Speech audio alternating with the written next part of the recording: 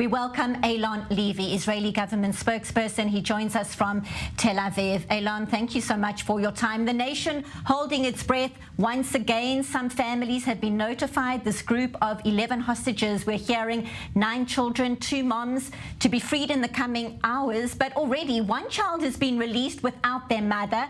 Hila is in Israel. Her mom, Raya, is still in captivity. It's a clear violation of the deal. Today, we've been discussing here last-minute changes to the list. What is your response? What is Israel going to do to make sure that families get to come back, mothers and children, together? It's a clear violation, Benita, of every principle of humanity. We're doing everything we can to reunite families and bring them together, and Hamas is doing everything it can in order to separate them and tear them apart. Even the hostages who are coming back home, and we're so happy, and we've been crying with everyone to see the hostages returning home, are coming back to broken families. Yesterday, 6 of the 9 children had at least one parent murdered on October 7th. Little Abigail Idan lost 2 parents, many of them leaving behind male relatives in the Gaza Strip, and we're determined to continue bringing everyone back. You know, today marks the end of the original 4-day hostage release pause, but the plan calls for a second stage. And in that second stage, we've lined up enough Palestinian prisoners, enough violent criminals in our jails to release, to secure another 50 hostages over another 5-day humanitarian hostage release pause if Hamas chooses to release them. And if it doesn't, we're going to continue piling on the military pressure on Hamas until we bring it to its knees, begging for another breather so it will give us back all of the hostages. We're going to bring back the men and the women, the young and the old, the civilians and the soldiers. There will be no one left behind. Eylon, talking of the young and the old, baby Kfir Bibas, he's become a symbol for the nation. 9 months old when he was abducted, 10 months old now. His 4-year-old brother Ariel, his mom Shiri, still in captivity. And now we're hearing just a short while ago reports that Hamas handed baby Kfir over to another faction and that he is being kept in Khan Yunis. Difficult, obviously, to confirm information like that. Nonetheless, what can you share? What do you know? Just horrific beyond measure. We've known that since the original massacre, Hamas didn't transport all of the hostages in buses into the Gaza Strip. Some of them were abducted by all sorts of other factions and Palestinian Islamic Jihad, and they've been held in inhumane conditions with no communication with their families or the outside world and no access to the Red Cross, again, in violation of every code of humanity. And if that is true, the report that you are citing there, then I think it's only a reminder about the sheer evil of the terror organization we are dealing with and why this war has to end with the end of Hamas. As difficult as it is, as painful as it is, a terror organization that abducts a little baby, a 9-month-old baby, and doesn't immediately hand him back and say, oops, we shouldn't have done that, and holds him on as hostage, and according to the report you said, maybe even handed him over to another terrorist faction. That is not a terror regime that we can leave in power for a day longer, and that's why we're doing everything we can to bring all of the hostages home, and this war will end with the end of Hamas. And just when you thought the trauma couldn't be any worse for these hostages, 7 weeks in captivity, having been abducted during that terror onslaught, we are now hearing reports that one of the released hostages has said that Hamas leader Yahya Sinwar actually came to visit them in Gaza, spoke to them. It's unimaginable to think. Apparently the message, and I say apparently the message, is that he said they would be safe. But can you imagine, this is the man speaking to these hostages after an unimaginable 7 weeks in captivity. Your thoughts?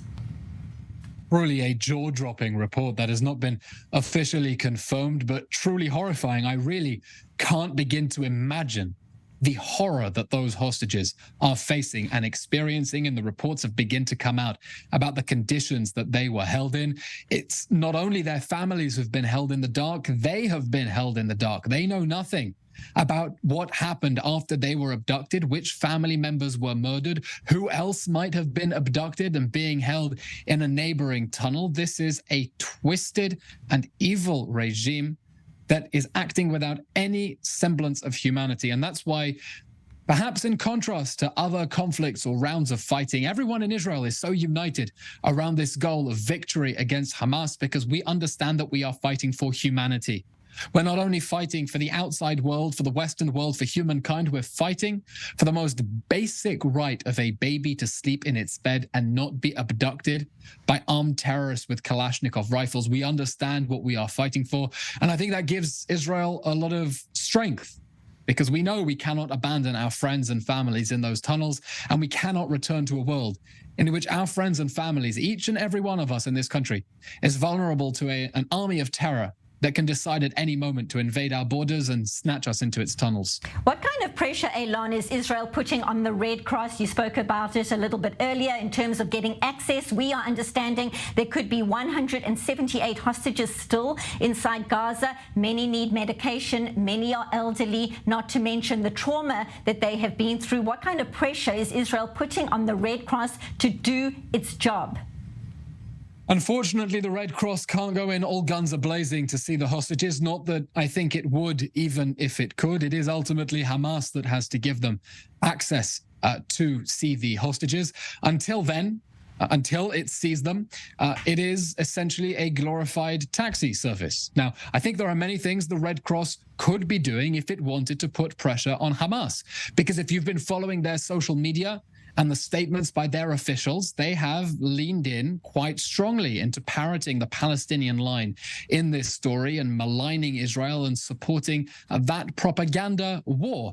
So we think it's very important that the Red Cross more clearly state Israel's rights, not just its obligations, also its rights in this conflict, and be very clear that this is absolutely unacceptable, that it will not continue taking those steps in support of the Palestinian narrative, and they must be granted access, and they must give medication and medical treatment to those people. You know, we're beginning to see now the effects of the Red Cross being denied access. That poor elderly woman, 84 years old, who her family told media was taken out of the Gaza Strip with a body temperature that had dropped into the 20s in Celsius, barely conscious. Elma that Abraham, poor woman who was taken out with bullets in her legs. These are the consequences of Hamas not giving access. And just today, one of the mothers of one of the victims showed Elon Musk a video of her son, Hirsch, whose arm was blown off being loaded into a pickup truck. They must be given access to the Red Cross. They must be given access immediately. It's a level of evil that is difficult to comprehend. Very briefly, you mentioned it completely. Elon Musk is here. He and the Prime Minister having a conversation on X. He met the President, Benny Gantz, too. Talk us through briefly the significance of this meeting right now, day 51 of the war. Mr. Musk is not only the wealthiest man in the world, he is also the owner of one of the most influential social media platforms, certainly when it comes to journalists and other academics, a platform on which we've seen a lot of incitement and hate speech and downright hateful lies and propaganda against the state of Israel. And we welcome, of course, the visit by any world leader or influential voice who wants to come and bear witness to the atrocities of October 7th, repeat what they saw, tell all of their followers, the people who hang on to their every word, who look up to them for inspiration, what they saw, and help to understand why Israel is fighting this wretched war that we didn't want, we didn't start, we didn't expect, but Hamas dragged us into with those atrocities, the atrocities that world leaders are going back and telling their people about. And President Isaac Herzog telling Elon Musk that X is full of anti-Semitism and he could play a huge role in fighting that problem. We need to leave it there. The president hasn't even seen my DMs talking about how much anti-Semitism exists on that platform. I can only imagine on your DMs. Thank you so much. Eylon Levy, Israeli government spokesperson in Tel Aviv. Thank you for your time on I24 News.